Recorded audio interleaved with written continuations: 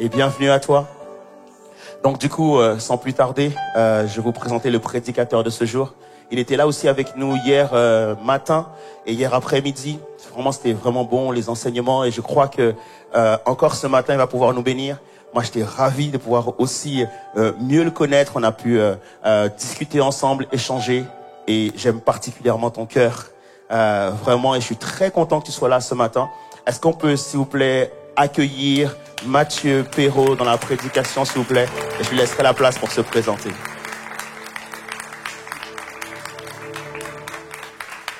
Merci beaucoup, bonjour à tout le monde. Prenez le temps de saluer 3 ou 4 personnes autour de vous, s'il vous plaît. Dis-lui, tu chantes tellement bien. Tu chantes tellement bien, c'est mieux que les anges. C'est peut-être la seule fois de sa vie où il va l'entendre, donc dis-lui fort. J'aime particulièrement les deuxièmes cultes le dimanche. Chez nous à Bordeaux, je viens de Bordeaux, on a 3 cultes. Et ce qui est bien avec le dernier culte, c'est que y a pas une heure de faim vraiment. Je sais que vous n'avez pas faim, qu'on peut rester jusqu'à 15h, tout ça, c'est plutôt cool. Vous avez de la chance, j'ai un train à prendre, donc je pourrais pas aller jusque-là. Je me présente, je m'appelle Mathieu, je suis marié à la plus belle femme du monde entier, elle s'appelle Laetitia, elle vient de l'île de la Réunion, le plus bel endroit sur Terre. Désolé les Martiniquais, les Guadeloupéens et tous les autres, mais c'est la Réunion, la plus belle île du monde. Je suis obligé de le dire, c'est dans mon contrat de mariage, donc il faut que vous le répétiez. On est mariés depuis 18 ans et ensemble nous avons 4 filles, Mayouen, Eve, Esther, 16 ans, Nawel, Anne, Esther, 14 ans, Héloïse, Lily, Esther, 9 ans, Élie, Maë, Esther, 7 ans. Et comme vous l'avez constaté, elles s'appellent toutes Esther, parce que ce sont des princesses et que moi je suis le roi à la maison. Mais mon trône est contesté depuis 2 ans et demi par le petit Léo Mathia Beignat, qui a rejoint la famille il y a 2 ans et demi. Je suis désolé pour les photos, je bouge. Ça va être du sport, tu auras fait ton cardio pour la journée, c'est bon. Et donc, voilà, le petit garçon qui est venu combler la maison qui était déjà bien remplie et bien comblée de bonheur. Mais ensemble, nous avons 5 enfants. On sert Dieu sur l'église de Bordeaux, qui s'appelait avant l'église Bordeaux-Rive-Droite, l'église de Lormont. En fait, je suis pasteur dans l'église dans laquelle j'ai grandi en tant qu'enfant. Et c'est pour moi un bonheur, un privilège de pouvoir être pasteur dans cette église parce que c'est la preuve vivante que l'église, c'est pas les enfants, c'est pas l'église de demain, c'est l'église d'aujourd'hui. C'est vraiment important en tant qu'église, en tant que parents, qu'on réalise que nos enfants, c'est pas l'église de demain, c'est peut-être tes pasteurs de demain, c'est peut-être tes conducteurs de louanges de demain. Et encore, c'est nous qui décidons que c'est demain, mais ça pourrait être aujourd'hui. Rien n'empêche qu'un enfant de 7 ans puisse vous prêcher. Enfin, vous révérez ça avec votre pasteur. Mais en tout cas, c'est réel de comprendre que les enfants, c'est l'église d'aujourd'hui, que c'est aujourd'hui qu'il faut semer le meilleur. C'est aujourd'hui que Dieu veut les utiliser et les établir comme des ambassadeurs du royaume de Dieu. Dieu, dans sa parole, et Jésus, dans les évangiles, n'a jamais donné un âge limite pour comprendre et le recevoir. Et il a dit, vous êtes le sel de la terre. Et dedans, il y avait une foule et dedans, il y avait des enfants. Il n'a pas dit, à partir de 15 ans. Vous êtes le sel de la terre. Vous êtes la lumière du monde. Et je le crois, nos enfants sont la lumière du monde, là où ils sont. Et ce qui compte, c'est pas la taille de notre bougie. Ce qui compte, c'est qu'elle éclaire le monde qui l'entoure. Et nos enfants sont la lumière du monde, sont les ambassadeurs du royaume de Dieu. Donc c'est aujourd'hui qu'il convient d'investir le meilleur pour de semer le meilleur pour récolter le meilleur. Donc vraiment, je veux encourager chaque parent, chaque moniteur, chaque personne qui travaille dans le département des enfants. Vous êtes dans le meilleur endroit de l'église parce que la Bible dit le royaume de Dieu est pour ceux qui leur ressemblent. Donc quand vous êtes à servir les enfants, vous êtes avec les plus grands dans le royaume de Dieu. C'est vous qui êtes privilégiés d'être avec eux. Et donc, je le crois vraiment. Et avec mon épouse, on sert depuis 2009 avec le pasteur Patrice Martorano, qui est arrivé à l'église. Et on vit et on voit la grâce de Dieu. On est, bien sûr, on travaille fort, on prie fort, mais on est spectateur de voir ce que Dieu fait sur Bordeaux, sur Bruxelles depuis 2 ans, et puis maintenant sur Paris. Et c'est une grâce pour nous de pouvoir participer à cela, de pouvoir voir que Dieu agit. Et c'est bon d'entendre les témoignages qu'il y a partout à travers le monde. C'est bon de lire les livres d'histoire et de voir le réveil en France dans les années un tel. Mais c'est bon de voir qu'en 2024, en France, Dieu est capable d'agir et que Dieu fait des belles choses. Et Dieu fait des belles choses ici.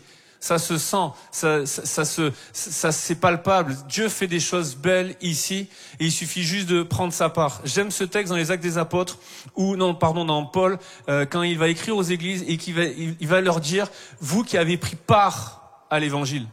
Et en fait, j'aimerais te dire, tu as une part à prendre dans ce qui se passe ici. Ne reste pas spectateur, deviens acteur de ce qui se passe ici, de ce qui prend place ici. Tu seras quand même spectateur de voir la grâce de Dieu qui fait infiniment au-delà de ce que nous demandons ou pensons, mais prends ta part. Dis à ton voisin, tu as une part à prendre, prends-la, parce que moi je vais prendre la mienne. Et ensemble avec Laetitia, on l'a fait au niveau de l'église, on est heureux de voir tout ce qui prend place.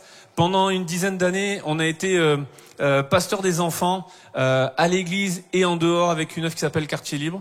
Et donc, on s'est occupé pendant 10 ans de tout ce qui touche à l'enfance. Et puis, depuis quelques années, de manière un petit peu plus élargie, tout ce qui touche à la famille de manière générale. Et s'assurer que chaque individu qui compose la foule est rejoint dans ses besoins et peut connecter avec des personnes qui vivent les mêmes combats, qui vivent les mêmes situations et de pouvoir grandir dans sa foi dans la saison qu'il peut traverser. Donc, les bébés, les enfants, les ados, les jeunes, les aînés, les célibataires, les mariés, les couples, les parents, les hommes, les femmes, etc., etc. De pouvoir coordonner toutes les actions qui peuvent se passer dans une saison de vie et dans la vie de la famille. Et puis également, on s'occupe de tout ce qui touche aux œuvres missionnaires, aux voyages missionnaires au sein de l'Église. Et donc, on a démarré un département missionnaire dans notre église avec lequel on fait quartier libre, donc ce qu'on fait pour les enfants dans les quartiers, mais également régulièrement, 6-7 fois dans l'année, on monte sur Calais en partenariat avec une œuvre qui est sur place depuis plus de 10 ans auprès des migrants et puis des équipes missionnaires qui partent en Roumanie, au Liban, en Inde, etc. Donc, on est très impliqués dans ces œuvres-là. Et c'est dans ce cadre-là que j'ai décidé de commencer d'écrire des livres. Parce qu'en fait, c'est pour moi l'occasion de pouvoir soutenir les partenaires qui sont là-bas, de pouvoir soutenir les œuvres qui sont là-bas. Donc, j'ai pas amené tous mes livres, j'en ai amené quelques-uns. Il reste quelques exemplaires. Traînez pas si vous voulez avoir le vôtre, mais et s'il y en a plus assez, on trouvera le moyen que vous l'ayez plus tard. Mais j'ai amené 2 livres. Donc, un des livres que j'ai amené, c'est ici la Bible expliquée pour les enfants. Après 10 ans de ministère auprès des enfants, à faire des formations dans les églises, je me suis rendu compte que parfois on manquait de ressources. Donc j'ai compilé tout un tas de ressources que j'ai utilisées pendant des années et j'ai fait un premier volume d'illustrations par l'objet pour illustrer la Bible, pour aider à l'explication auprès des enfants. Donc vous trouverez ici ce volume et puis ce livre, Moi et ma maison, comment faire de nos maisons une source de bénédiction. Je crois que Dieu veut bénir nos maisons, on va le voir ce matin, Dieu veut bénir nos familles. Et il y a un appel, ma maison sera appelée une maison de prière, d'avoir une maison d'adoration, une maison bâtie sur le roc, etc., etc., d'élargir l'espace de notre maison, etc., etc. Il y a un chapitre juste pour les mamans, un chapitre juste pour les papas. Mais ce livre, quand je l'ai écrit, mon désir était de pouvoir encourager chacun dans votre maison. Et votre maison, c'est peut-être votre famille, c'est peut-être votre couple, c'est peut-être vos enfants, c'est peut-être aussi votre travail, c'est peut-être aussi votre ministère, c'est peut-être aussi tout simplement votre vie personnelle.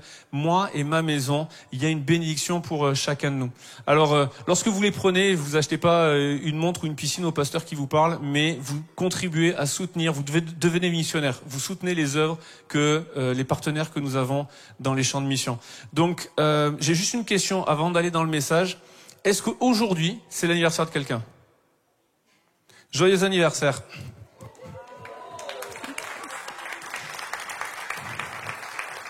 Je me dis, le jour où il y en a 10 qui ont leur anniversaire, je suis mal. Est-ce qu'on peut se lever ensemble, s'il vous plaît? Je vais prier et après je vais vous partager ce que le Seigneur a mis sur mon cœur. Seigneur, merci pour ta parole, merci pour ta présence dans ce lieu.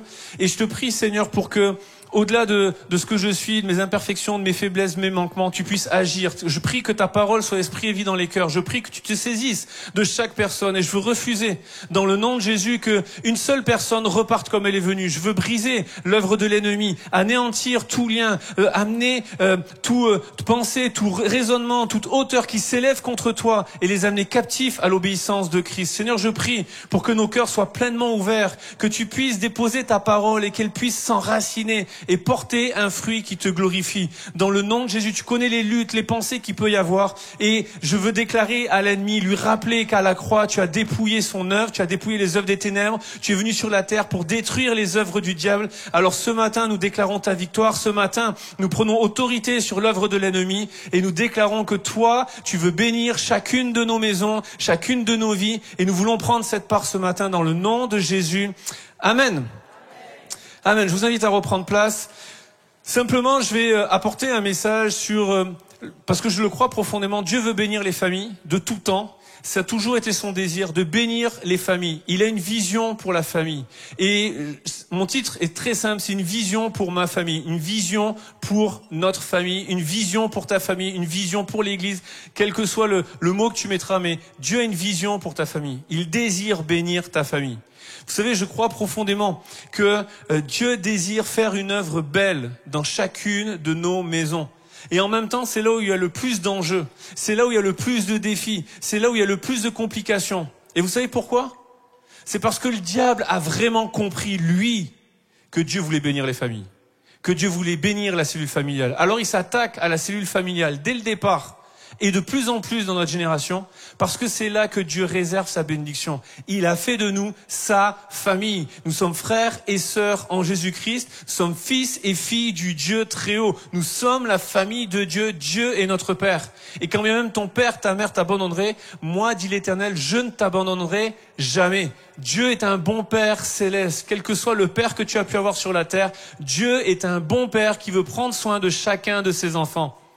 Dieu désire bénir les familles. Il désire que nous fassions partie de sa famille. Jean va dire, quand il parle de la parole de Dieu, de Jésus, la parole faite chair, à tous ceux qui l'ont reçue, elle a donné le pouvoir de devenir enfants de Dieu. Je le crois, Dieu veut bénir nos familles. Maintenant, entre le rêve que Dieu a pour nos familles et la réalité, il y a parfois un fossé. Je le sais que je parle depuis à peine 2 minutes que déjà, certains se disent et luttent en eux-mêmes. C'est bien beau ce qu'il dit, mais il connaît pas ma réalité. C'est bien ce qu'il dit, je l'ai déjà entendu 100 fois, mais il connaît pas ma vie. C'est vrai. Par contre, je connais Dieu. Et je sais que son plan n'a pas changé.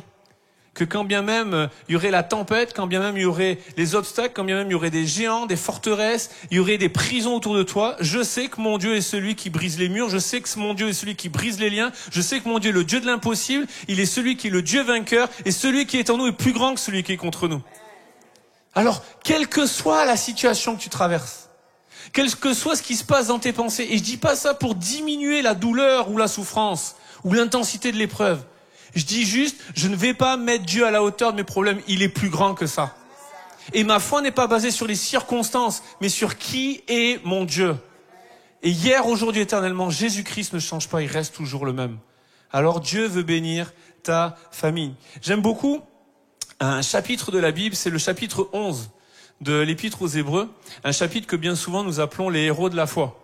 Et dans ce chapitre, il y a tout un portrait, une galerie des héros de la foi. C'est par la foi que Abraham, c'est par la foi que Moïse, c'est par la foi que Jacob, c'est par la foi que Joseph, etc., etc. Et il y a tout un tas de héros de la foi. Et je crois que les uns et les autres, on a besoin d'avoir des points de référence. On a besoin on se construit, un enfant se construit avec des modèles, avec des points de repère. Et aujourd'hui, encore plus qu'avant, j'ai l'impression on est en quête et en constante recherche de trouver des modèles, des gens auxquels s'identifier. Et vraiment, c'est important de le réaliser parce qu'on en a besoin et de chercher les bons. Par exemple, il y a quelques semaines en arrière, vous avez subi ça peut-être plus que nous les Bordelais, mais vous avez eu les Jeux Olympiques. Qu'on aime ou pas les Jeux Olympiques, c'est pas le débat. Qu'on aime ce qui s'est passé autour, c'est pas le débat. C'est vraiment pas ça. Mais par contre, ce qui est réel, c'est que pendant 4 ans, il y a des gars qui étaient dans l'anonymat le plus profond, qui s'entraînaient sans que personne se soucie de leur entraînement, et qui, le jour des Jeux Olympiques, révèlent leur talent, et depuis, tout le monde, tous les enfants veulent leur ressembler. Avez-vous remarqué que avant les Jeux Olympiques, tous les parents étaient sur le projet Mbappé, qui aura le prochain Mbappé dans sa maison, et maintenant, c'est le projet Léon Marchand. Tous nos enfants veulent faire de la natation. Vous avez remarqué ça ? Ils veulent faire de l'athlétisme, ils veulent faire du judo. Moi, je suis le prochain Teddy Riner. Et en fait, il n'y a rien de mal à ça. Mais il faut réaliser que, en vrai, Léon Marchand, c'est juste 40 secondes qu'on a vues qui nous a suffi pour que des générations entières d'enfants aient envie de lui ressembler. Alors bien sûr, il va falloir qu'ils voient les 4 ans qui ont précédé, les entraînements, les douleurs, les courbatures, pour arriver à cela, ok.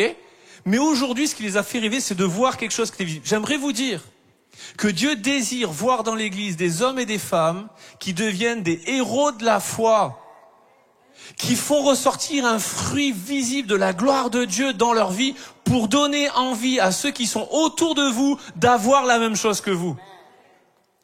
Et être un héros ne signifie pas nécessairement accomplir des exploits, faire des miracles. Chaque fois que je prie, il y a des boules de feu qui sortent et boum, les gens sont tous guéris. Il y a les héros de la foi, on a une lecture qui peut être rapide et c'est vrai, il y a des gens, ils ont fait des... Je sais pas, Moïse, 80 ans, il tend un bâton, la mer s'ouvre en deux. Waouh! David, une fronde, 5 pierres, Goliath qui tombe, c'est énorme. Mais dans la liste des héros de la foi, il y a aussi des hommes et des femmes plus anonymes. Et il y a un homme particulièrement qui retient mon attention pour nous ce matin. Cet homme ne fait pas partie de la liste des héros de la foi parce qu'il a vaincu des gens et pourtant il y en avait à son époque. Cet homme ne fait pas partie de la liste des héros de la foi parce qu'il avait une grande prédication et des foules l'écoutaient et pourtant on l'appelle prédicateur de la justice. Cet homme ne fait pas partie de la liste des héros de la foi parce qu'il a conquis des territoires, parce qu'il a remporté des grandes victoires, parce qu'il a accompli des miracles et tout ça. Cet homme fait partie de la liste des héros de la foi parce qu'il a construit une arche pour sauver sa famille. Hébreux 11:7, c'est par la foi que Noé, divinement averti des choses qu'on ne voyait pas encore, et rempli d'une crainte respectueuse, a construit une arche pour sauver sa famille. Et aujourd'hui, nous devons comprendre que ce texte nous intéresse particulièrement dans les temps que nous vivons. Pas parce que je le dis, mais parce que Jésus l'a dit avant moi. Jésus va dire, lorsqu'il est avec les disciples, il va dire, ce qui est arrivé du temps de Noé arrivera dans les temps de la fin. Du temps de Noé, il y avait une génération qui était corrompue, il y avait tout un tas de choses qui se passaient, et si vous n'en êtes pas conscient, nous sommes dans les temps de la fin, et il y a beaucoup de choses qui se passent autour de nous. Mais Jésus va leur dire, ce qui est arrivé du temps de Noé arrivera dans les derniers temps. Et je veux croire et je veux déclarer pour nous ce matin que de la même façon que du temps de Noé, Dieu a cherché un homme qui était juste et intègre dans son temps, Dieu aujourd'hui, dans la génération dans laquelle nous sommes, cherche des hommes et des femmes qui vont être les nouveaux Noé, justes et intègres dans leur temps. Et pourquoi je veux parler de Noé? Parce que la Bible nous dit dans Genèse 6 que, alors que la terre était corrompue, Dieu va avoir Noé qui était juste et intègre dans son temps. Et c'est important de comprendre que Noé, malgré tout ce qui était autour de lui, ça a été possible de rester juste et intègre dans le temps dans lequel il vivait. Et je veux dire à chacun d'entre nous, il est possible aujourd'hui, dans la génération dans laquelle nous sommes, de rester juste et intègre. C'est possible dans ton travail de rester juste et intègre alors qu'il n'y a que la corruption autour de toi. C'est possible que ton mariage tienne bon dans le temps dans lequel nous sommes, où toutes les personnes ne s'unissent plus, ne font plus d'alliance, ne se marient plus et se séparent et s'entredéchirent. C'est possible, même dans ce temps-là, d'être juste et intègre dans son mariage et que le mariage tienne debout. C'est possible, dans le temps dans lequel nous vivons, de pouvoir éduquer nos enfants avec les valeurs du royaume de Dieu, malgré tout ce qui se passe autour. C'est possible. Parce que ce qui est arrivé du temps de Noé arrivera dans les derniers temps. Donc si du temps de Noé, Noé a pu rester juste et intègre dans son temps, alors qu'il n'avait pas le baptême du Saint-Esprit, alors qu'il n'avait pas Jésus, alors qu'il n'avait même pas l'Écriture, il n'avait pas la Bible, mais il était juste et intègre dans son temps. Alors nous qui avons tout ça, c'est possible. Dis-le à ton voisin, c'est possible. Bon, dis-le à 3-4 personnes, c'est possible. Merci, tu m'as compris. C'est possible d'être juste et intègre dans son temps. Mais tout part du fait d'avoir une révélation qui vient du ciel. Noé, divinement averti des choses qu'on ne voyait pas encore. Je le disais tout à l'heure, je crois vraiment que l'Église devrait être la partie du monde entier qui a toujours un coup d'avance. Parce que le Saint-Esprit veut nous révéler ce que Paul dit aux Corinthiens, ce que l'œil n'a point vu, ce que l'oreille n'a point entendu, ce qui n'est point monté dans nos cœurs, mais que Dieu veut révéler par l'Esprit à tous ceux qu'il aime. Et je crois qu'il y a des choses ce matin, alors qu'on va être dans un temps de prière dans un instant, il y a des choses que tu n'as jamais vues que Dieu va mettre devant tes yeux. Des visages que tu n'as jamais vus qu'il va mettre, des destinations, des billets d'avion, des choses que tu n'as pas encore vues qui vont être devant tes yeux, des choses que tu n'as pas encore entendues que Dieu va sceller dans ton cœur, des choses qui sont point montées dans ton cœur mais que le Seigneur va révéler par l'Esprit de Dieu. Parce que c'est ce que Dieu veut faire lorsqu'il trouve des Noé. Il veut voir des Noé juste et intègres dans leur temps pour pouvoir déposer des révélations fraîches de sa part. Et ce dont nous avons besoin en tant qu'Église, ce dont j'ai besoin en tant que papa, ce dont nous avons besoin en tant que parents, en tant qu'enfants, en tant que famille, en tant que maison, ce dont nous avons besoin pour un ministère, pour une entreprise, ce dont nous avons besoin, c'est que quelque chose vienne du ciel. Nous avons besoin d'une révélation fraîche de la part de Dieu dans nos vies. de se tenir à la brèche. Papa, maman, nos enfants ont besoin d'hommes et de femmes de Dieu qui, dans le secret de leur chambre, se tiennent à la brèche pour recevoir les révélations, les paroles, les directions qui viennent du ciel. C'est le point de départ pour Noé. Ça peut sembler fou, mais il fallait qu'il soit pleinement convaincu pour se lancer là-dedans. Je sais pas, mais vous êtes jamais mis à la place de Noé? Dieu a parlé à Noé, il n'a pas parlé à sa femme et ses fils. Hein. Mais imaginez, Noé reçoit une révélation de la part de Dieu, il vient un grand moment, J+1. Il voit sa femme, chérie, ça y est, j'ai mon projet de vie. Vas-y, je t'écoute, je vais faire un bateau. Attends, j'ai pas fini, chérie. C'est Dieu qui m'a parlé. On va mettre les animaux de toute la terre, mâles et femelles. Fallait quand même qu'il soit convaincu pour que ses fils...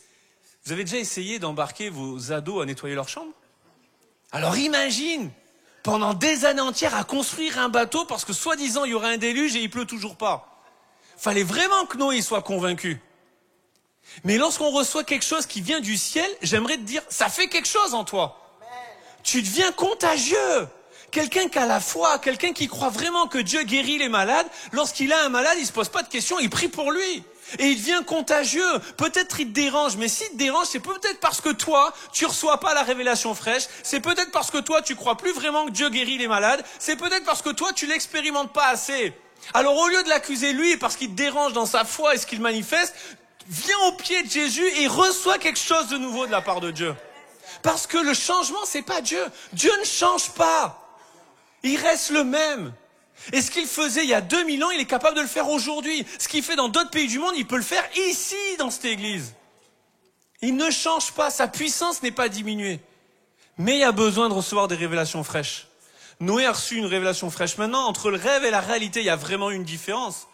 On pourrait passer des heures sur cette histoire et imaginer le nombre de courbatures qu'il a dû avoir, le nombre de fois où il a tapé sur les doigts plutôt que sur les clous, le nombre de fois où les fils peut-être ont râlé, où lui a été découragé, où les gens se sont moqués de lui. Peut-être qu'il y a eu des moments difficiles. Mais la réalité, c'est que entre le rêve et la réalité, il y avait une vraie différence. Entre ce que Dieu dépose, et puis le déluge n'arrive toujours pas, et le bateau met beaucoup de temps à se faire. Et je sais qu'alors que je vous parle, et que je dis Dieu a un rêve pour votre famille, certains se disent oui, mais il connaît pas ma vie. Et je le sais, il y a une différence entre le rêve et la réalité. Je l'ai vécu vraiment de plein fouet il y a quelques années en arrière. Lorsqu'on s'est marié avec Laetitia, je savais qu'un de ses rêves, c'était un jour d'aller à New York.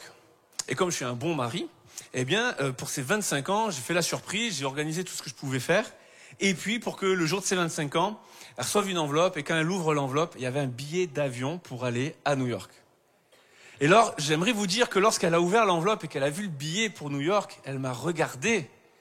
Et là, quand elle me regarde, il y a des étoiles dans ses yeux. Je suis le meilleur mari du monde entier, de la Terre et de l'univers et de ses environs. C'est moi le meilleur. Et donc, quand 4-5 mois après, nous y sommes allés, oui, nous, parce que j'allais pas la laisser profiter seule non plus, faut pas abuser. Et donc, lorsqu'on y est allé, on avait notre petite fille, l'aînée, donc qui avait à l'époque 2 ans et demi, et elle était enceinte de 6 mois de la seconde.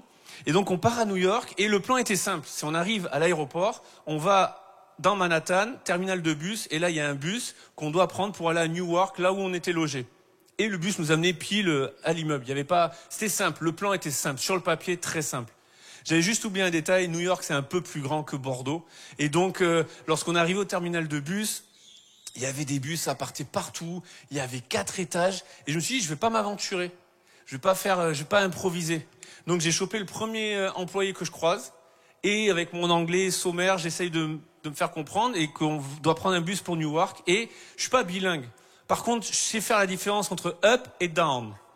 Et il me dit down, donc j'ai dit, tiens, on down. Et on descend, et là, quand on descend, les bus partent à Boston, Philadelphie. À un moment donné, dans une des étapes, je vois Newark, c'était notre ville. Je fais, tiens, c'est celui-là. Et là, elle me fait, je le sens pas, l'histoire. Boston, Philadelphie, c'est pas logique. Je le sens pas. Et j'ai compris très vite, un des succès dans le mariage, c'est Marie, écoute ta femme. Elle a toujours raison, et que même quand elle a pas raison, de toute façon, elle aura raison à la fin. Donc, t'embête pas, dis-lui qu'elle a raison. Donc, je l'écoute, et je fais, t'inquiète, c'est pas grave, on est à Manhattan. On va trouver un hôtel. On sort du terminal de bus, là on est à Times Square, il est 1h du matin, il y a les lumières partout, Laetitia elle regarde, et là quand je regarde Laetitia, je vois les étoiles dans ses yeux. Et je me dis, waouh, je sais pas où on dort, je sais pas comment on fait, mais c'est moi ou c'est pas moi? Et là, elle est là, et donc la petite, Maïwen, elle commençait déjà à dormir. Laetitia, elle est enceinte. Je fais, bon, maintenant, faut trouver l'hôtel, c'est cool, on a profité. Et donc, premier hôtel complet, deuxième hôtel complet, troisième hôtel complet, je sais plus, on en fait 4, 5 ou 6. Et au bout d'un moment, je fais, mais hey, monsieur, vous avez un problème ou quoi? Tous vos hôtels sont complets. Et là, il me regarde, il fait, mais non, c'est vous qui avez un problème. On est le week-end de l'anniversaire du 11 septembre. Tous les hôtels sont complets. Je fais OK, et là je me dis non, je vais rebondir, tel un chat, je vais retomber sur mes pattes, je vais voir Laetitia, et je lui dis, écoute, c'est pas grave les hôtels, on laisse tomber, on va prendre un taxi, on est à New York, ça va être fun, le taxi jaune et machin. Et là on prend un taxi, on monte dans le taxi, le gars il était pas hyper cool, et quand on rentre dans le taxi, qu'on s'assoit, et avant qu'il démarre, il verrouille les portes. Et là il s'est passé un phénomène très particulier dans ma tête, c'est que d'un seul coup, j'ai repensé à toutes les séries télévisées que j'ai regardées le soir. Et je me suis dit, c'était cool à la télé, mais moi, je veux pas de ça. Esprit criminel, les experts, non. Seigneur, ma vie s'arrête pas maintenant. Et donc, bon, il nous amène devant l'immeuble. Et là, on cherche à rentrer dans l'immeuble. À ce moment-là, il est au moins 1h30, 2h du matin. Et là, il y a un gardien qui s'approche. Mais c'est pas le gardien de mon immeuble dans ma cité à côté de Bordeaux. C'est le gars, il fait 2 mètres, il a une arme. Comment vous dire? Il est très convaincant quand il te parle. Et donc j'essaye de lui expliquer, je fais tout ce que je peux. On sonne, ça répond pas. Et j'essaye de négocier avec lui. Je fais, mais ma femme elle est enceinte, le bébé il dort déjà. S'il vous plaît, accompagnez-moi, venez avec moi. Mais juste, on va devant la porte, on va toquer. Je vous dis, elle nous attend. Et vous savez ce qui s'est passé à ce moment-là? On s'est retrouvés devant la porte, le 9 qui tourne et qui devient un 6. Ben voilà, j'ai toqué pendant 10 minutes à la mauvaise porte. Tu m'étonnes qu'on m'a pas entendu. Et donc, au bout d'un moment, il s'agace. Il fait, mais maintenant, vous sortez. Je fais, mais non, je peux pas dormir dehors. Il fait, je m'en fiche, il y a des hôtels, prenez un taxi, vous partez. Et comment vous dire, il était très convaincant avec sa main sur l'arme. Donc là, je dis à Laetitia, ben, on va prendre un taxi, on va aller à l'hôtel qui est pas loin. Comment vous dire, quand on monte dans ce deuxième taxi et que je regarde ma femme, c'est plus des étoiles dans ses yeux, c'est des revolvers, des tirs à balles réels. Je vous rassure, les étoiles sont revenues, tout s'est bien passé. Le lendemain, on a compris le 6, le 9, la femme nous a reçus et tout s'est bien passé. Mais j'aimerais vous dire qu'à ce moment-là, entre le rêve que je m'étais fait 6 mois auparavant, 4 mois auparavant, et la réalité, il y avait un fossé. Aujourd'hui, on en rigole. Surtout vous, vous en rigolez parce que vous n'avez pas vécu la scène. Mais la réalité, c'est que là, aujourd'hui, dans nos vies, quand je vous dis Dieu a un rêve pour votre famille, vous avez du mal à y croire parce que vous regardez la réalité. Plongez vos regards non pas sur la réalité, mais sur le rêve, sur la parole de Dieu. Parce qu'il n'est pas un homme pour mentir, il est fidèle. Fidèle est son nom, ce que sa bouche dit, sa main l'accomplit. Ces promesses sont oui et amen, pas dans le nom de Mathieu Perrault, pas dans le nom de l'Église Évidence, pas dans tes capacités, pas dans tes compétences, dans ta compréhension, dans ton expérience. Les promesses sont oui et amen en Jésus. Et Jésus ne change pas. Donc même si la promesse, elle tarde, même si l'accomplissement tarde à venir, garde-le au fond de ton cœur, écris-le, ressasse-le dans ton cœur, garde tes yeux focus sur la promesse et sur celui qui a fait la promesse parce qu'il est fidèle. Noé a construit une arche pour sauver sa famille. Et sans doute qu'à bien des égards, il y a eu des moments où il était découragé. Mais j'aimerais simplifier au maximum la scène.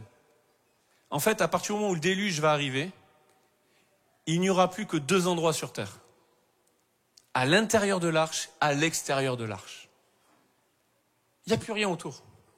Et je l'ai noté parce que des fois, on le réalise peut-être pas, mais à l'extérieur de l'arche, réside le chaos, l'insécurité, la désobéissance, l'orgueil, le péché, l'impureté, l'infidélité, le désespoir, les pleurs, les cris des gens qui devaient mourir noyés, la détresse, la mort.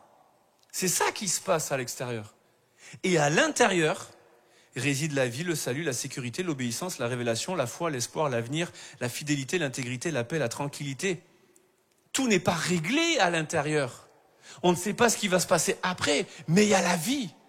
Et j'aimerais vous dire qu'en tant que parents, nous sommes appelés à construire une arche pour nos enfants.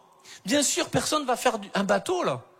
Mais de construire un environnement de vie, de miracle, de grâce, de réconfort, de sécurité pour nos enfants. Parce que dans le monde, il y aura tout ce qu'il faut pour les déchiqueter. Il y aura tout ce qu'il faut pour semer dans leur pensée qu'ils ne sont pas capables. Alors à l'intérieur de l'arche, ils doivent entendre de notre part qu'ils sont capables, qu'ils sont des créatures de Dieu, que Dieu les a voulus sur la terre, qu'il a un plan pour leur vie, que Dieu les aime, que Dieu les voit comme un trésor. Il y a besoin d'entendre dans l'arche qu'il y a la sécurité, qu'ils peuvent exprimer leurs émotions, qu'ils ont droit d'être sincères, d'être eux-mêmes, pas besoin de mettre des masques, mais ils peuvent être tels qu'ils sont, on les aimera, on les accueillera tels qu'ils sont. Et tout ce que je dis pour nos familles est vrai pour l'Église. Il y a besoin en tant qu'Église de construire une arche, un environnement de foi, de grâce, où les gens pourront être encouragés, les vies brisées pourront être restaurées, où les malades pourront être guéris, mais on les accueillera en tant que cœur brisé et en tant que malades, et ils repartiront avec la vie. Parce qu'en fait, ce qui compte vraiment, ce qui importe, c'est pas tant dans quel état tu rentres dans l'arche, mais comment tu en ressors. Et en tant qu'Église, combien de fois c'est arrivé que des gens viennent et on a la grâce de voir que des gens viennent et ils repartent comme ils sont venus. Alors que l'arche devrait être l'endroit où tu trouves la vie. En tant qu'Église, on doit construire une arche et comprenez-moi bien. Le but, c'est pas tant que les gens viennent à l'Église. Le but, c'est qu'ils repartent avec Jésus. Et ça, c'est quand tu construis une arche où l'arche devient cet environnement de foi, de miracles, de protection, de louange, d'obéissance, de reconnaissance, d'humilité, de grâce, de pureté, de fidélité, de pardon, de seconde chance, d'amour, de possibilités, de rêves, d'épanouissement, de relations, d'encouragement. De construire une arche pour la génération. Parce que ce qui est arrivé du temps de Noé arrivera dans les temps de la fin. Dieu cherche des Noé ce matin. Dieu cherche des hommes et des femmes qui vont construire une arche, qui vont se lever. Et alors que tu construis une arche pour sauver ta famille, pour sauver ta génération, tu es un héros de la foi. Tu n'as peut-être pas l'apparence du héros. Tu n'as peut-être pas l'apparence qu'on se fait d'un héros, mais tu es un héros de la foi. Un grand philosophe du 21e siècle a dit un jour ceci, ce n'est pas l'armure qui fait le héros, c'est l'homme qui est à l'intérieur. Oui, c'est Iron Man qui l'a dit, mais n'empêche, la citation est bien. Je vois que certains vous cherchez, vous dites, quel philosophe? Je l'ai entendu quelque part. Oui, c'est normal. Ce qui compte, c'est pas que tu aies l'apparence du héros, mais c'est le Saint-Esprit qui agit en toi. Éphésiens 3:20, à celui qui peut faire par la puissance qui agit en nous, infiniment au-delà de ce que nous demandons ou pensons. Je crois que dans quelques temps, vous faites 3 semaines de jeûne et de prière. Vous allez demander tout un tas de choses. J'aimerais vous dire, osez rêver grand, parce que de toute façon, Dieu fera encore plus grand. Alors lui demande pas petit, il n'a pas envie. Notre Dieu, c'est pas un Dieu qui a envie de faire les choses petits. Il fait infiniment au-delà de ce que tu demandes. Alors lui demande pas un petit truc, une petite bénédiction, une bonne petite réunion avec une bonne petite parole. Demande-lui le ciel, il va faire infiniment au-delà. Et trop souvent, on limite Dieu. Vous savez, je sors un peu de mon message, mais il y a une histoire que j'aime beaucoup dans la parole de Dieu. Vous le trouverez dans le livre d'ailleurs, mais la veuve avec ses fils. Et Élisée qui va lui dire, va demander des vases à tes voisins et n'en demande pas un petit nombre. Tu vas rentrer dans les 3 semaines de jeûne et prière. Ne demande pas un petit nombre. Ne restreins pas Dieu de peur que tu épuises ses bontés, qu'il n'y ait plus assez pour ton voisin. Les bontés du Seigneur ne sont pas épuisées, elles se renouvellent chaque matin. Donc chaque matin, Dieu a encore le ciel pour toi. Mais prends tout ce que tu as à prendre aujourd'hui. Demande tout ce que tu veux demander, tout ce que tu peux demander. Dieu fera de toute manière infiniment au-delà de ce que tu demandes. Parce qu'en fait, il nous aime. C'est comme ça, c'est sa grâce. Alors en tant qu'Église, soyons le reflet de ce qu'est notre Dieu. Vous savez, Paul, il dit que l'Église, c'est la gloire de Christ. Et littéralement, le mot gloire, c'est la réputation. Ce qui veut dire, quand tu regardes l'Église, tu as une représentation, une idée du Dieu de cette Église. Dans ses actions, dans sa prière, dans sa louange, dans les attitudes, dans les relations. Tout comme Paul va dire, la femme est la gloire de l'homme. Et quand il dit ça, c'est pas pour dire c'est le trophée. Eh, regardez ma femme. Mais c'est le même mot. C'est le mot aussi, réputation. Regarde ma femme, tu sauras quel mari je suis à la maison. Regarde l'église, regarde ce qu'elle fait, regarde ce qui se dégage, le parfum qui émane, tu sauras quel est leur Dieu. Si c'est un Dieu petit, limité, qui est le Dieu du passé, ou si c'est le Dieu d'aujourd'hui, qui ne change pas, qui est le Dieu de l'impossible, qui est capable d'agir, quelles que soient les circonstances, quelle que soit ta réalité, ses promesses ne changent pas pour toi. Et le rêve non plus. Il veut te bénir. Alors construisez une arche.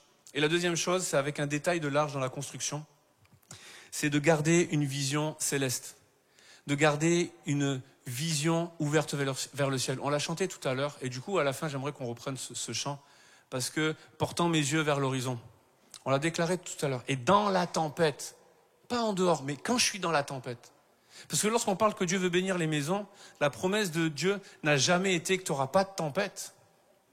Que la maison bâtie sur le roc t'épargne les tempêtes, les inondations, le vent, la pluie. Non, le vent, la pluie déferlent sur ta vie, mais la maison reste debout. C'est ça la promesse. Donc dans la tempête, tu ne t'inquiètes pas, tu n'es pas étonné, tu n'es pas effrayé, parce qu'en fait, ton Dieu ne change pas. Les circonstances changent, les gens changent, mais Dieu ne change pas. Donc, lorsqu'il y a la tempête, tu n'es pas étonné, Dieu te l'a dit. Le sage, c'est celui qui bâtit sa maison sur le roc, le vent a soufflé, la pluie est tombée, les torrents sont venus. Il te l'a dit, pourquoi t'es étonné? Il te l'a dit, tu vas l'avoir tout ça. Mais il t'a surtout dit la fin, la maison va tenir ferme. Donc, n'aie pas peur, la promesse ne change pas. Ta maison, elle va tenir bon. Ton projet va être bon. Ton entreprise tient la route. Continue, ne sois pas effrayé de la tempête, mais garde une vision ouverte vers les promesses de Dieu et vers celui qui fait la promesse. Et pourquoi je parle de ça? C'est parce que dans l'arche, il y avait un détail, il y avait une fenêtre. Et des fois, quand je lis les textes, je me pose des questions que peut-être d'autres ne se posent pas, mais un jour, je me suis posé la question de pourquoi une fenêtre? Franchement. Et puis, en fait, c'est assez logique. Mais pour le comprendre, il faut se défaire d'une version de l'histoire dont on est un peu trop emprunt. Souvent, on lit les livres pour enfants, et puis quand on a l'histoire de Noé, ça vient influencer après quand on lit le livre de la Genèse, mais dans les livres pour enfants, tu as facilement l'histoire de Noé qui se balade dans l'arche, il y a les éléphants, il y a les rhinocéros, il y a les serpents, il y a les crocodiles, il y a les lions, il y a les tigres, il y a tout ce qu'il faut. Et puis, t'as presque l'impression, quand tu lis l'histoire, que Noé est dans l'arche et que le déluge tombe, d'avoir l'impression de voir Noé qui se balade dans l'arche et puis il regarde le lion, qui lui regarde la gazelle et puis qui lui chante « L'amour brille sous les étoiles ». Mais à mon avis, quand Noé se balade dans l'arche et qu'il regarde le lion, il regarde la gazelle, il regarde le zèbre et il dit « Une gazelle à droite, un zèbre à ma gauche, à tous bon appétit ». Il a envie de les bouffer. Mais c'est juste évident. Sauf que, on oublie ça, mais quand on y pense, le but, c'était pas que les animaux rentrent vivants dans l'arche, mais qu'ils en sortent vivants. Ça n'aurait pas eu de sens sinon. T'aurais sauvé personne. Donc il fallait que Noé, il s'assure que le lion, il allait manger. Il n'était pas en jeûne, le lion. T'as remarqué que quand tu jeûnes, jamais autant de ta vie tu penses à la nourriture? Tes vêtements, curry volaille, rougaille saucisse. C'est impressionnant. Moi, j'ai des visions quand je jeûne, des tablettes de chocolat que j'ai cachées pour que les enfants les prennent pas, elles apparaissent dans mes yeux, je les retrouve. C'est hallucinant. Et le lion, il a faim, il a envie de manger. Donc, fallait que Noé s'assure que tout ça, ça allait manger sans s'entretuer. Mais il y a un phénomène très simple, je suis désolé d'être aussi cru et terre à terre, mais si tu manges, ben oui. Ah, je suis désolé, hein, ça brise l'image de l'arche que vous aviez, hein, mais c'est la réalité. Hein. Sauf que Noé, pendant que nous, on a le rêve, il a construit une arche, il a sauvé sa famille, waouh, énorme, quand le déluge, il a pas eu peur. Oui, mais pendant tout le temps où la pluie est tombée, que Noé, il est coincé dans l'arche avec tous les animaux, son quotidien, c'était pas « Combien Dieu est grand ?» Non, c'était il devait passer dans la cage du lion, ramasser tout le caca et le sortir où? Par la fenêtre. Et en fait, qu'est-ce qui se passait? C'est que pendant que le quotidien de Noé n'était pas ce qu'on peut imaginer, ce qu'on peut espérer d'un héros, mais c'était ça son quotidien. Essayez de vous mettre à la place de Noé. T'as reçu une révélation fraîche, t'as réussi à embarquer toute ta famille, t'es arrivé à construire le bateau dans les temps, parce que s'il n'avait pas fini à temps, le but du bateau c'était le déluge. Mais tu construis, il n'y a pas le déluge. Mais quand le déluge arrive, faut que le bateau soit prêt. Et c'est pour ça que des fois, on s'arrête, je fais encore une parenthèse, on s'arrête dans nos projets, parce qu'on ne le voit pas, le déluge. On ne le voit pas, ce que Dieu a dit. Mais continue de travailler, parce qu'il va falloir être prêt quand le déluge va arriver. Tu vois pas la nécessité de continuer. Dieu la voit. Continue, je te dis. Il t'a dit qu'il y a des âmes qui allaient venir. Prépare l'accueil, prépare les gens, prépare l'enfance, prépare ceci, prépare cela, parce que quand ça va arriver, il faudra que tu sois prêt. Et donc, c'est tout ça qu'il faut mettre en place. Et donc Noé, on a cette image, mais la réalité de son quotidien pendant des mois, c'était pendant qu'il ramassait le caca du lion. Vous croyez pas que pendant quelques temps, il s'est dit, mais ça n'a pas de sens. Moi, je suis pas créé pour ça. Ma destinée, c'est pas ça. Et alors qu'il le ramassait, et qu'il mettait peut-être ça dans un sac, et qu'il se dirigeait vers la fenêtre, combien de fois il a dû se dire, mais ça n'a pas de sens ce que je fais. Je fais ça pour rien. Ça ne sert à rien. Je suis pas créé pour ça. Je suis pas destiné à ça. Et alors qu'il se rendait vers la fenêtre, qu'est-ce qu'il voyait par la fenêtre? Il voyait le déluge qui tombait. C'était quoi? La promesse de Dieu qui s'accomplissait. Et lorsqu'il jetait tout ça par la fenêtre et qu'il se rendait à la fenêtre parce qu'il avait une vision ouverte vers le ciel, cette vision lui criait fort en lui-même. Tu ne fais pas tout ça pour rien. Et aujourd'hui, laissez-moi être cette fenêtre pour chacune de vos vies. Tu ne pries pas pour rien pour ton enfant. Tu ne jeûnes pas pour rien pour ton église. Tu ne fais pas des sacrifices financiers, humains, relationnels pour rien dans ta vie. Ce n'est pas pour rien, même si aujourd'hui, ça ressemble à rien. Tourne tes yeux vers le ciel, pointe tes yeux vers la promesse, vers celui qui a fait la promesse parce qu'il est fidèle. Vous ne faites pas tout ça pour rien pour l'église. C'est pas pour rien que vous payez le prix fort. D'autres ne le payent pas le prix et ils auront pas le fruit. Mais alors que ça tourne et que tu as l'impression que ça sert à rien, tu ne fais pas tout ça pour rien. Vous ne faites pas tout ça pour rien. Sauf que pendant que tu le fais, il n'y a pas les gens qui t'encouragent. Il n'y a pas Instagram qui te suit avec des foules. Mais tu fais pas tout ça pour rien. Garde cette fenêtre ouverte vers le ciel. Reste fixé sur les promesses, les visions que Dieu t'a données. Parce que tu fais pas tout ça pour rien. Vous savez, je parlais des missions. Et depuis que j'ai 12-13 ans, j'ai une vision forte. Et quand j'ai eu cette vision, j'ai su que je devais aller en Inde un jour. Et si on s'était croisés il y a 10 ans, peut-être je vous aurais dit, je vais vivre en Inde. C'était la manière que j'avais de lire la mission et d'être missionnaire. Jusqu'à ce que je découvre d'autres façons de faire, d'autres missions, d'autres missionnaires, et que je me dise finalement ça pouvait prendre une autre forme. Mais j'étais bercé par ça. Pendant des années, j'ai cherché à aller en Inde et les portes se fermaient systématiquement. C'était jamais possible. Et puis, plus de 20 ans après, en 2017, ça commence à venir, je le sens. On va y aller. Je prépare le voyage, on fait une équipe. Et 3 semaines avant le départ, Dieu me dit, tu n'y vas pas. L'équipe y va, mais toi t'annules. Et j'ai pas le pourquoi du comment. J'ai juste, je veux pas que tu y ailles. Seigneur, t'es gentil, mais là, il me dit, t'y vas pas. Le voyage s'est passé, je n'y suis pas allé. J'ai compris pourquoi. Et 1 an après, la promesse s'accomplit. Mes pieds se posent sur le sol de l'Inde, je repense à ma vision, je repense à tout ça. Et c'est pas moi qui organisais le voyage, c'était un partenariat avec l'église Nouvelle Vie. Et on avait une première partie qui était en Inde et une deuxième partie qui était au Bangladesh. Ça n'a jamais été un rêve pour moi d'aller au Bangladesh, c'était vraiment l'Inde qui était sur mon cœur. Mais c'était très ok pour moi d'y aller. Et on va au Bangladesh, le but c'était d'aller dans le camp de réfugiés des Rohingyas. Et alors qu'on est au Bangladesh, on se déplace de Dhaka jusqu'à Cox's Bazar. Et quand on arrive, juste la veille d'aller dans le camp de réfugiés, le couple, la famille ministérielle qu'on rencontre sur place, vraiment c'est une famille incroyable, mais la veille, avant de se rendre dans le camp de réfugiés, Dieu me parle, il me remonte la vision et il me dit, en fait Mathieu, c'était pas pour toi. Faut que tu ailles raconter ton rêve à Pasteur Francis.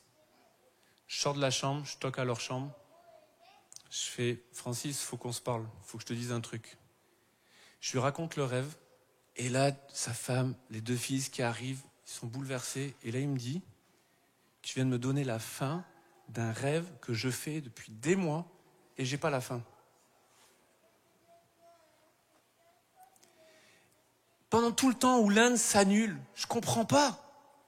L'année d'avant, c'était pas Inde Bangladesh, c'était Inde Thaïlande.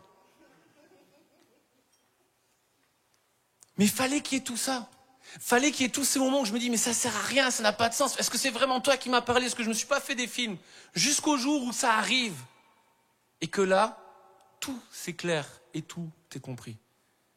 Alors ne baisse pas des bras parce que Dieu te dit non. J'aimerais, c'est cadeau, j'aimerais que tu comprennes dans ta vie de disciple, Dieu te dira plus souvent non que oui. Et Dieu, il fera plus souvent silence qu'il va te parler franchement, comme le ciel s'ouvre et Dieu, il te parle. Donc quand il te dit non, ça ne veut pas dire non définitif. Ton projet, il ne vient pas de lui. Ça veut juste dire, attends encore un peu. Parce que je veux que ça produise le fruit que j'ai prévu. Et des fois, je crois que Dieu dépose des rêves dans nos cœurs qui ne sont même pas pour nous. Qui sont pour d'autres personnes. Et on veut l'accomplissement parce qu'en fait, on veut vivre ce rêve. Mais le rêve ne nous appartient jamais. Le rêve, il est pour que des gens rencontrent Jésus, pour que les gens soient visités par lui. Et je crois que des fois, il y a des gens là, spécialement en ce moment, qui luttent, qui sont sur le point d'abandonner certains rêves. Ne le fais surtout pas. Ça va arriver. Je ne sais pas quand, je ne peux pas te dire la semaine prochaine, dans 2 ans, j'en sais rien. Je peux juste te dire, en fait, c'est bien au-delà de ce que tu penses. C'est infiniment plus grand. Ça te dépassera. Et quand ça va s'accomplir, tu comprendras. En attendant, oui, c'est dur, je n'ai pas l'explication. Mais c'est bien au-delà de ce que tu imagines. Alors ne baisse pas les bras. Et garde les yeux fixés vers le ciel. Garde les yeux fixés vers la promesse. Et entends encore une fois ce matin, tu ne fais pas tout ça pour rien. C'est ce que le Seigneur veut laisser. De garder une vision céleste. Il y a autre chose qui vient jusqu'à nous aujourd'hui pendant que l'équipe de musiciens revient, s'il vous plaît, sur l'estrade. Et qui fait le lien entre Noé et nous, depuis des siècles. C'est que lorsque Noé va sortir de l'arche, Dieu va faire alliance avec Noé, il va lui dire « Je place mon arc dans le ciel pour me souvenir de mon alliance avec toi, de ne plus détruire la terre par les eaux du déluge. » J'essaie d'imaginer quand il y a eu le premier arc dans le ciel et que les petits-enfants de Noé étaient là « Waouh, papy, regarde, c'est beau, qu'est-ce que c'est ?»« Comment ça, qu'est-ce que c'est ?»« Papa, il t'a pas dit ? Un jour, papy, il était en train de travailler. » Et là, Dieu m'a parlé. Comment ça, Dieu? L'éternel Dieu m'a parlé. Il m'a dit, tu feras une arche. Wow, papy, t'as fait un bateau dans ta vie? Oui, attends, j'ai pas fini l'histoire. Et vous connaissez la suite. Dieu a placé un arc dans le ciel pour que ça serve de témoignage pour les générations futures. La prochaine fois que tu vois un arc dans le ciel, émerveille-toi, mais n'oublie pas Noé. N'oublie pas l'alliance de Dieu envers Noé et envers nous aujourd'hui. Et n'oublie pas que Dieu veut que tu sois un Noé pour ta génération. Et que tu serves de témoignage. Que tu serves d'alliance pour les générations futures. Ne laisse pas le monde te voler ça. Dieu a fait une alliance avec nous. Il ne va plus détruire la terre par les eaux du déluge. Et ce que Dieu dépose dans ton cœur, ce n'est pas juste pour toi, c'est pour toutes les générations qui vont suivre. Dieu veut faire infiniment au-delà de ce que nous demandons ou pensons. Vous savez, je pourrais parler encore pendant des heures, mais la réalité, c'est qu'à un moment donné, il faut juste venir au pied de Jésus et dire, je veux recevoir quelque chose qui vient du ciel. Alors j'aimerais vous inviter à vous lever, s'il vous plaît, partout dans ce lieu. Tu fais pas tout ça pour rien. Et pendant qu'on se pose la question de, mais est-ce que ça vaut le coup? Est-ce que ça va vraiment changer quelque chose? Ça changera peut-être pas le monde entier. Mais si ça change la vie d'une personne à la fois, c'est suffisant. Nous sommes la lumière du monde. Je sais pas, la puissance de ta bougie, la taille de ta bougie, mais quelle que soit, aussi petite soit-elle, elle a le pouvoir d'éclairer le monde qui l'entoure. Alors pendant que tu te posais les questions, est-ce que je suis assez? Est-ce que ceci, est-ce que cela? Non. Fixe tes yeux sur celui qui a fait la promesse. Alors tout le monde a les yeux fermés, s'il vous plaît. C'est pas un moment où je veux qu'on regarde ce qui se passe autour. Vraiment que tout le monde ferme les yeux. Et j'aimerais faire un appel parce que je veux pouvoir prier pour les gens qui vont décider d'être des Noé dans leur génération. Pour des hommes et des femmes, des papas, des mamans, des leaders, des gens dans l'église qui vont décider d'être un Noé pour leur génération. Et avant qu'on prenne ce chant, je veux prier pour ces personnes-là. Si ce matin, tu te rends compte que tu as arrêté la construction, que tu ne l'avais pas encore commencé, mais que tu décides ce matin de te lever, d'être un Noé, de construire ton arche, là où tu es, lève ta main, je veux prier pour toi. Des papas, des mamans qui décident de créer cet environnement de grâce, Cet environnement où l'enfant il a le droit de se tromper, où il a le droit d'être lui et que c'est la grâce qui va couler. Là où tu es, lève ta main, je vais prier pour toi. Des personnes dans l'église qui se disent mais moi je veux contribuer à ce que cette église soit une arche, un environnement de foi et de miracles, un environnement où des gens qui sont morts vont entrer en venant à l'église avec la pensée de venir à l'église, ils vont y trouver la vie, ils vont repartir avec Jésus transformés, ils vont venir tels qu'ils sont et ils vont repartir tels qu'il est, ils vont venir avec un cœur brisé, ils vont repartir avec un cœur restauré, ils vont venir avec des maladies, ils vont repartir avec la guérison, ils vont venir avec les conflits, ils vont repartir avec la réconciliation, ils vont venir avec la mort, ils vont repartir avec la vie, ils vont venir avec le chaos, ils vont repartir avec la paix. Et tous ceux qui veulent prendre leur part là-dedans, levez votre main pour être des Noé dans votre génération. Seigneur Jésus, il y a plein de mains qui se lèvent, Seigneur. Et au-delà de ça, c'est des engagements, des hommes et des femmes qui se lèvent pour être des Noé, justes et intègres dans leur temps. Je prie que tu les encourages, je prie que tu les fortifies, je prie que ton esprit descende et fasse ce que je ne peux pas faire. Oui, ce que l'œil n'a point vu, ce que l'oreille n'a point entendu, ce qui n'est point monté dans leur cœur, révèle-le par l'esprit maintenant. Mets des visages devant leurs yeux, mets des projets devant leurs yeux, fais entendre ta voix, rappelle ce que tu as déjà dit, dans le nom de Jésus. Partout dans ce lieu, commencez à élever la voix, commencez à prier pour votre vie, pour votre couple, pour votre famille, pour votre église. Élevez la voix, ne laissez pas l'ennemi rugir dans vos pensées. Faites entendre la voix du lion de la tribu de Juda. Ne sois pas timide. Peut-être qu'en priant, tu vas encourager, communiquer une parole de vie pour celui qui est à côté de toi. Alors ne te retiens pas. Élevons la voix, prions, faisons de cette maison une maison de prière. Partout dans ce lieu. Si vous êtes en couple, priez l'un pour l'autre, tenez-vous par la main, famille, parents et enfants aussi. Un frère, une sœur, quelqu'un qui sert avec toi, un équipier. Priez les uns pour les autres. Répandez la bénédiction. Et que ce chant soit notre prière. Saint-Esprit, amène-moi vers l'impossible. Emmène-moi vers l'imaginable. Emporte ma foi dans l'invincible. Alléluia. Que ce chant soit votre prière. Une déclaration de foi sur celui qui est à côté de vous. Alléluia.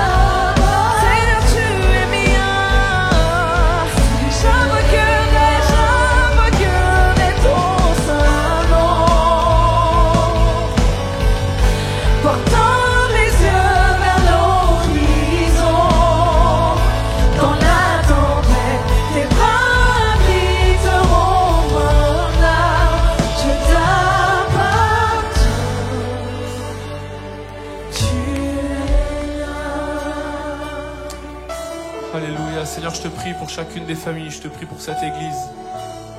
Je prie pour un déferlement d'onction sur chaque individu. Je prie pour des temps de révélation, des temps de rafraîchissement. Des temps où tu déposes des rêves, où tu appelles des personnes, tu suscites des vocations, tu fais lever, émerger des héros de la foi. Je prie pour une génération qui se lève juste et intègre dans son temps. Dans le nom de Jésus, toutes celles, tous ceux qui sont dans la tempête, dans le tourment, je prie pour ta paix, celle qui surpasse toute intelligence, qu'elles puissent garder leur cœur et leurs pensées en toi, Jésus. Alors qu'on est dans ce temps de prière, j'aimerais vous inviter à rester debout, rester dans la prière. Je ne l'ai pas fait tout à l'heure, mais je sens de le faire maintenant. J'aimerais demander à Abed, son épouse, de venir me rejoindre, s'il vous plaît, sur l'estrade. Je ne les ai pas prévenus. Je ne sais même pas si... Mais si tu peux venir.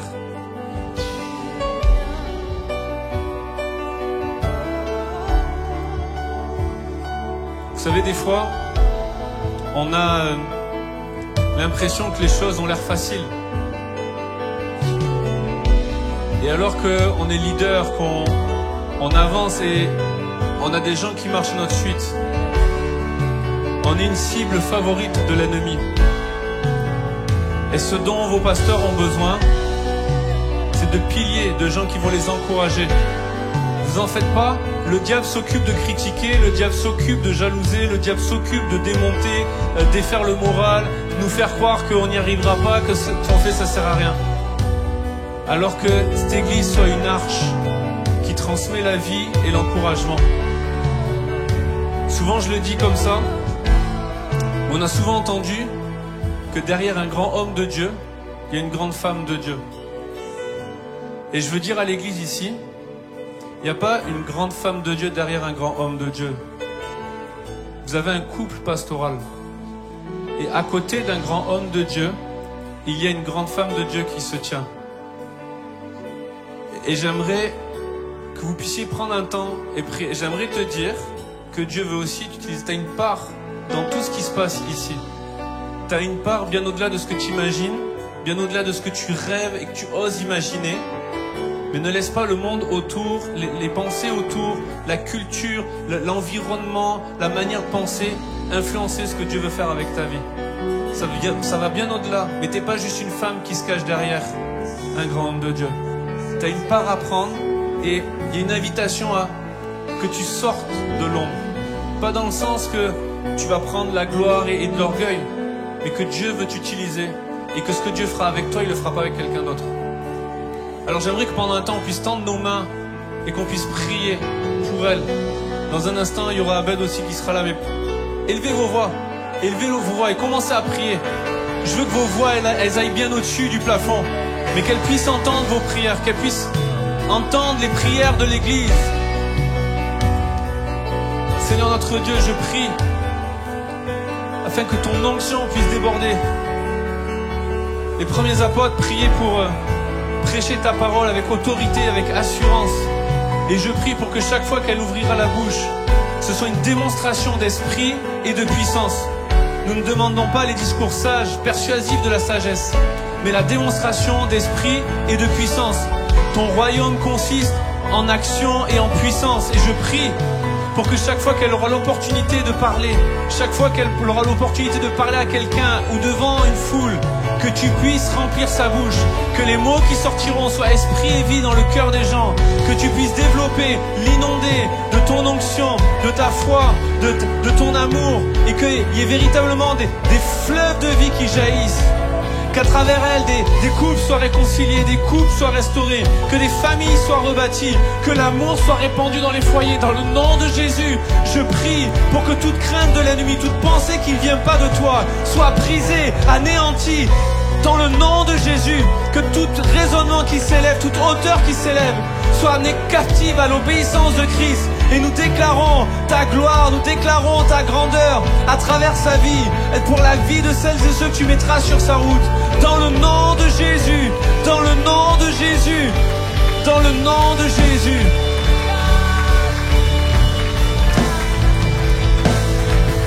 Est-ce que tous ensemble on peut prier pour l'Église, s'il vous plaît? Priez pour les projets de l'église. Priez par rapport au nom de l'église, soit pas juste un nom, mais que ce soit une vision et que ça vienne transformer, bouleverser des vies. Partout dans ce lieu, élevez vos voix s'il vous plaît.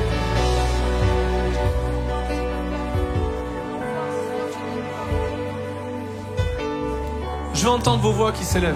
Juste un instant. Élevez vos voix. Priez pour l'église. Vous savez, je crois que lorsqu'on prie, on fixe nos yeux sur le ciel. Et on en oublie bien des choses, bien des futilités. Alors que tu pries pour ton voisin, t'es plus en train de convoiter sa place. T'es plus en train de penser à tout un tas de futilités, de jalousie, d'animosité qui animent les églises depuis des générations. Alors prie, élève ta voix. Ne te retiens pas. Alléluia.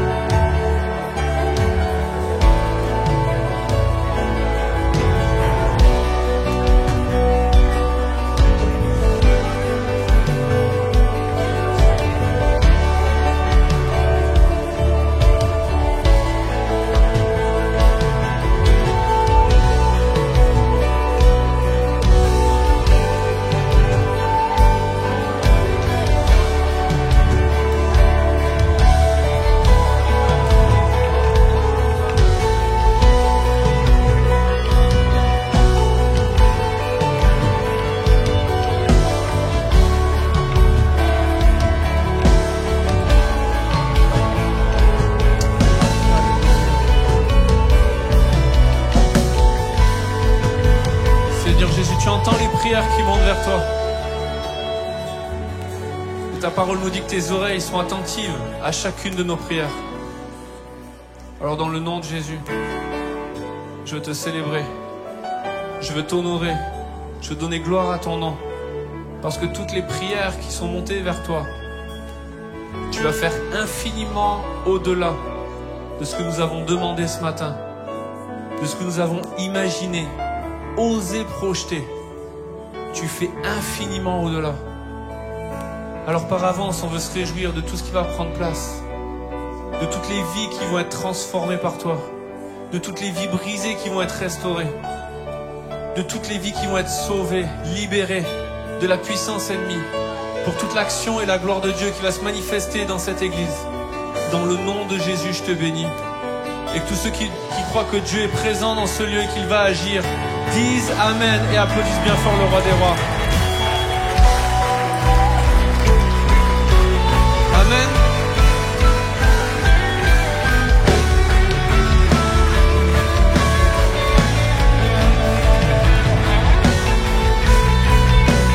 Avant de vous laisser pour la fin, j'aimerais vous donner une mission. Quand la réunion sera terminée, je veux que vous fassiez une conspiration d'amour envers votre couple pastoral. Elle est au courant, elle était là. Lui, il n'est pas au courant, ça va le surprendre. Mais ça sera une bonne surprise. Ok, je peux compter sur vous? L'ennemi se charge de décourager. Mais nous serons une église où il y aura un environnement d'amour, de bienveillance, d'unité, de protection, de soins apportés les uns avec les autres.